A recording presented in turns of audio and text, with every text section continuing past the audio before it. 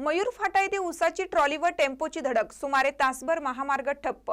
आज दुपारी 12च्या दरम्यान पुणे बेंगलोर राष्ट्रीय महामार्गावर उसाची ट्रॉली व सिमेंट पाईपची वाहतूक करणाऱ्या टेम्पोचा मयूर फाटा शिरोली MIDC येथे अपघात झाला। अपघातानंतर महामार्गावरील वाहतूक तासभर ठप्प झाली होती। याबाबत सविस्तर माहिती अशी की ऊस वाहतूक करणारा ट्रॅक्टर ऊस घेऊन बांबवडे येथील उदयसिंगराव गायकवाड कारखान्याकडे जाण्यासाठी वाटारच्या दिशेने चालला होता। या ट्रॅक्टर शिरोली MIDC येथील मयूर फाट्याजवळ आला असता MIDC येथून सिमेंट पाईप भरलेला टेम्पो रस्ता क्रॉस करत असताना समोर वाहन आल्याने टेम्पोने अचानक ब्रेक दाबल्यामुळे ऊस वाहतूक करणाऱ्या ट्रॅक्टर चालकास ट्रॅक्टर नियंत्रित न झाल्याने ट्रॅक्टरने टेम्पोला जोराची धडक दिली। त्यामुळे ट्रॅक्टरची पुढील 2 चाके टेम्पोच्या खाली गेली। त्यामुळे दोन्ही वाहने एकमेकात अडकल्याने वाहने मागे पुढे घेता येत नव्हती।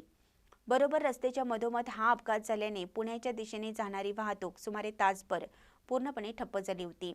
जवळपास तावडे हॉटेलपर्यंत वाहनांच्या लांबच लांब रांगा लागल्या होत्या।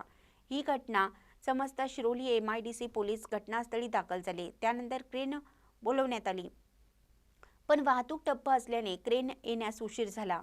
सुमारे तासभराने वाहतूक सुरळीत करण्यात पोलिसांना यश आलं।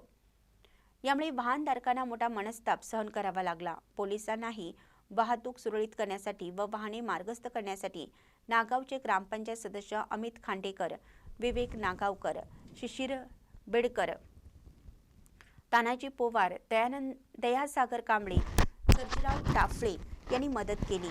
या अपघाताच्या निमित्ताने पुन्हा एकदा गतिरोधकाचा मुद्दा चर्चेत आला आहे।